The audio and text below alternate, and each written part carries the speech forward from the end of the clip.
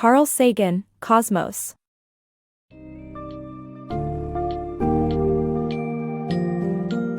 Embark on an extraordinary journey through the vastness of the universe with Carl Sagan's Cosmos.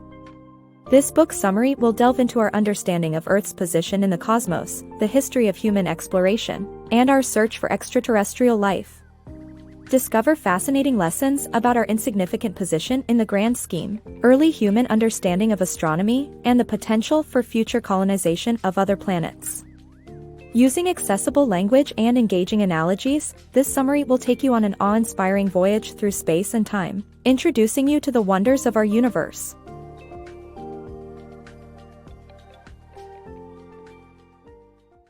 Cosmos, beyond our comprehension. Our Earth, home to humankind, seems overwhelming in size, but when compared to the vastness of the cosmos, we realize our tiny, almost insignificant place in space. To measure the enormity of the cosmos, we rely on the speed of light, which is the fastest thing we know. Light years are used to describe the vast distances between celestial bodies.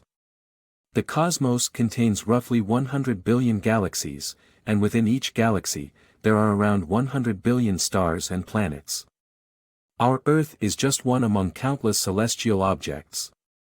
Despite our relative insignificance, our curiosity and hunger for knowledge have propelled our understanding of Earth's nature and spurred on our spirit of exploration.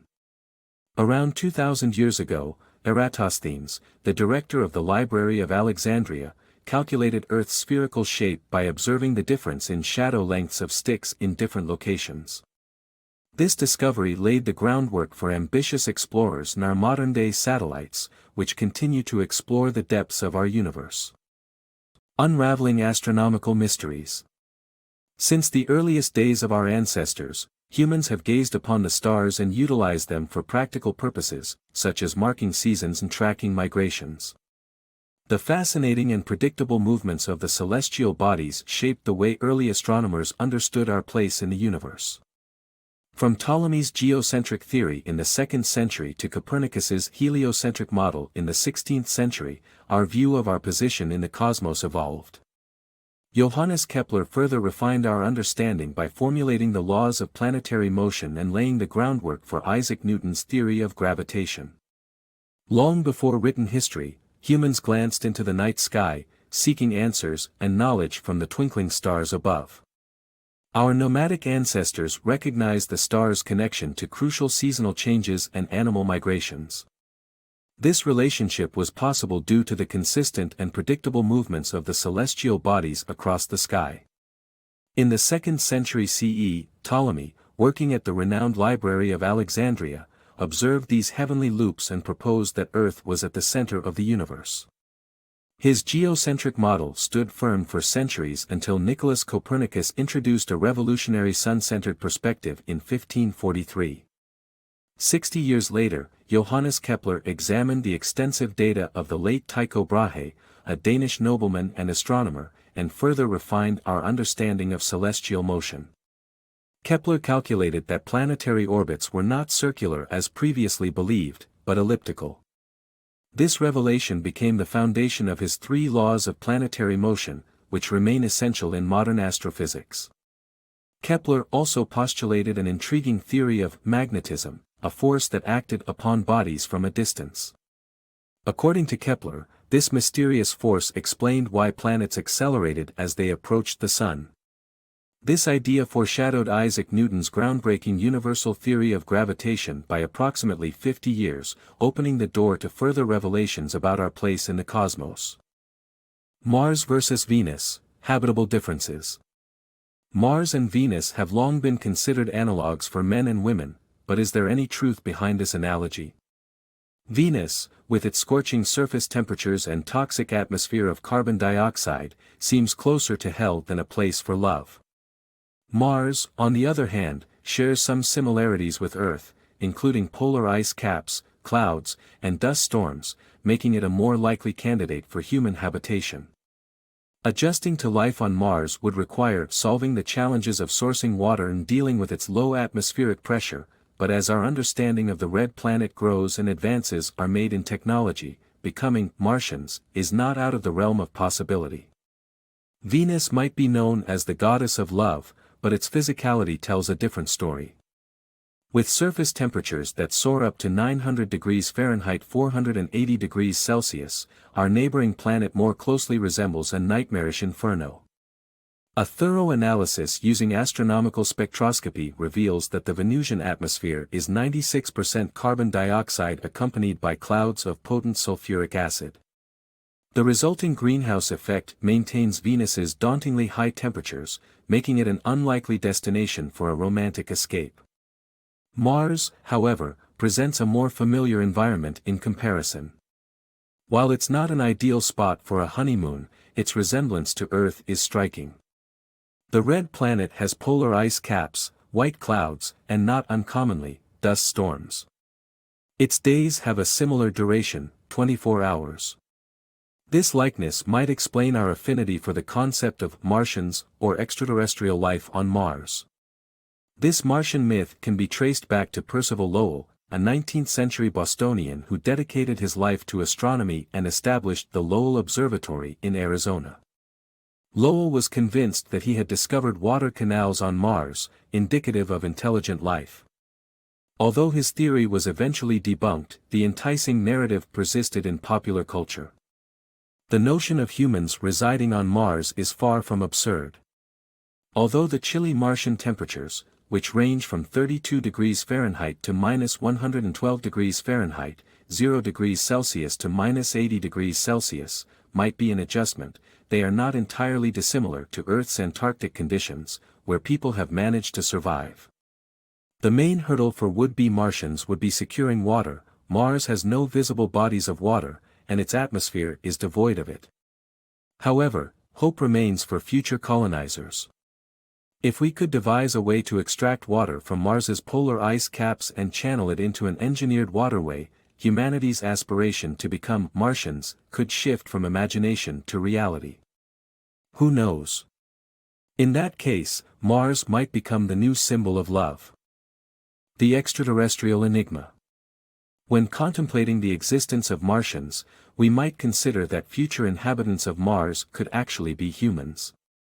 Meanwhile, exploring the diverse life on Earth and the unique conditions that shaped it helps us realize the potential for vastly different lifeforms in other corners of the universe. What might they look like? On Jupiter, for instance, they could be giant gas balloons maneuvering themselves with gusts of gas and employing a form of photosynthesis to produce food. Interstellar communication could occur through radio waves, as an advanced civilization would likely understand the significance of such transmissions.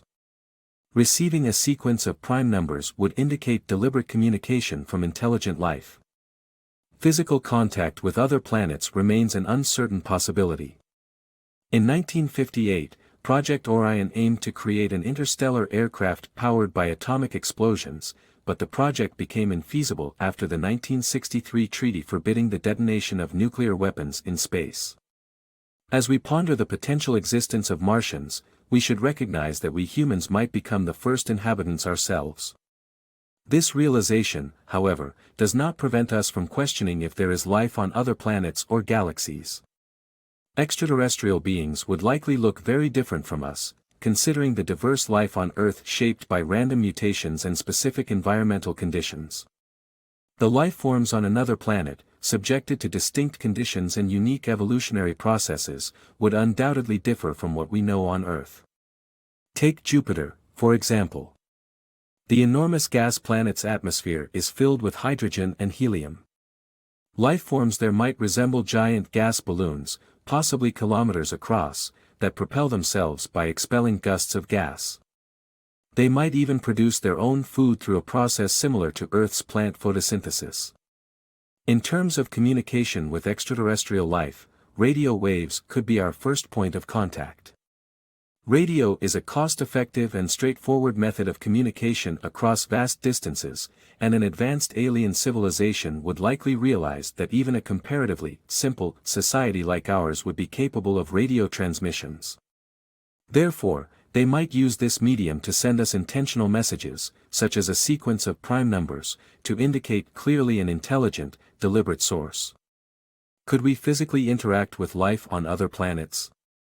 The theoretical possibility exists, but political realities may hinder it. Project Orion, initiated in 1958, aimed to create an interstellar aircraft propelled by atomic explosions.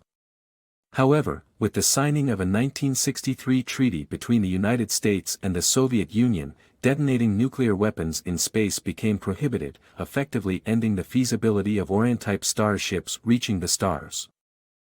Roots of modern science.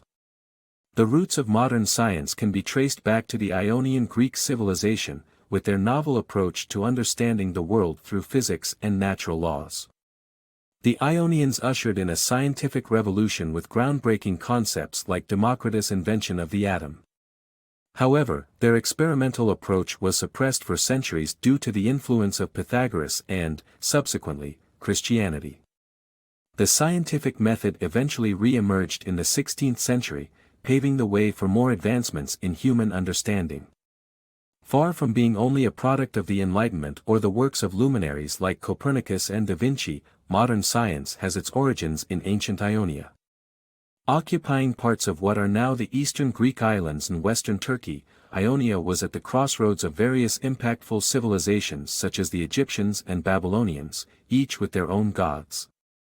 The Ionians, perplexed by whom to worship, ultimately deduced that the world was instead governed by physics and natural laws.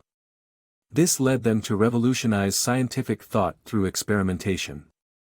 Democritus, for instance, introduced the concept of the atom around 430 BCE. He posited that objects were composed of atoms and empty spaces, a radical notion at the time. Unfortunately, the progress made by the Ionians was halted by the ideas of Greek philosopher Pythagoras and his disciples. Believing that the world was perfect and divine, adhering to strict geometrical laws, they dismissed experimentation as unnecessary. Influential classical philosophers like Plato and Aristotle further cemented this mindset, equating experimental work with manual slave labor, while pure intellectual work remained rooted in theory. The rise of Christianity solidified the suppression of Ionian ideals. These beliefs merged with the Pythagorean concept of a perfect divine world, stifling scientific advancements with the potential to challenge doctrine. This continued until the 16th century, when the Renaissance brought forth the revival of observation and experimentation, rekindling the pursuit of scientific understanding forged by the Ionians. The wonders of light speed. The universe is a breathtaking and enigmatic place, with much of its splendor lying beyond what we see. This includes the astonishing properties of light speed, discovered by Albert Einstein. Light's constant speed and the fact that nothing can surpass it were deduced through thought experiments, such as the one involving a driver approaching a railroad crossing with a train approaching from another angle. This scenario illuminates an inherent paradox, which Einstein resolved by understanding that light speed remains constant and unchangeable, regardless of the observer's perspective. Our universe is filled with marvelous and puzzling phenomena.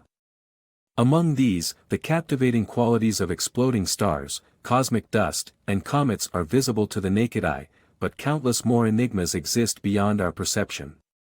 One such fascinating aspect lies in the curious properties of light speed.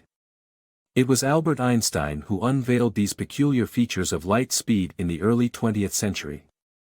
Using Gedanken experiment, or thought experiments, Einstein recognized the remarkable constancy of light speed and the fact that it remains unsurpassed. Consider this thought experiment as an example. Imagine yourself driving a car and reaching a railroad crossing simultaneously with a train advancing at a right angle to your direction. Intuition suggests slowing down to avoid a collision. Now, assume a friend watches this scene from the other side of the crossing. They would witness you both arriving at the same time. Here's where it gets interesting. Envision both the car and the train traveling near light speed. Your friend sees you thanks to light reflecting off your car. If the speed of light was variable, it would reach your friend at light speed plus the car's speed. However, light reflecting off the train, which isn't heading toward your friend, would arrive solely at light speed, causing your friend to perceive you reaching the crossing before the train. So, how can you and your friend experience different outcomes in the same event? Einstein discovered the solution to this perplexing situation by establishing two key rules. First, light speed remains constant, regardless of the observer's viewpoint. Second, no object can ever exceed the speed of light. With these principles, Einstein unraveled another astonishing mystery hidden within our cosmos. Voyager craft, exploring space and humanity. Since the realization that Earth was curved, humankind has been filled with curiosity and compelled to explore new realms. This drive for discovery is epitomized by NASA's Voyager 1 and 2 spacecraft, launched in 1977. Made up of millions of redundant parts to ensure functionality even in the case of a failure, these spacecraft represent the pinnacle of intelligent design. Fueled by nuclear energy, these craft have continued their mission, sending valuable data and photographs back to Earth. Interestingly, Voyager 1 and 2 don't only send information to us, their golden phonograph records encapsulate an array of human knowledge, nature sounds, and cultural peculiarities from Earth as a time capsule for any extraterrestrial lifeforms that may one day encounter them. Whether these otherworldly beings will comprehend the contents or appreciate humanity's achievements remains uncertain, but at least we can say we made an effort.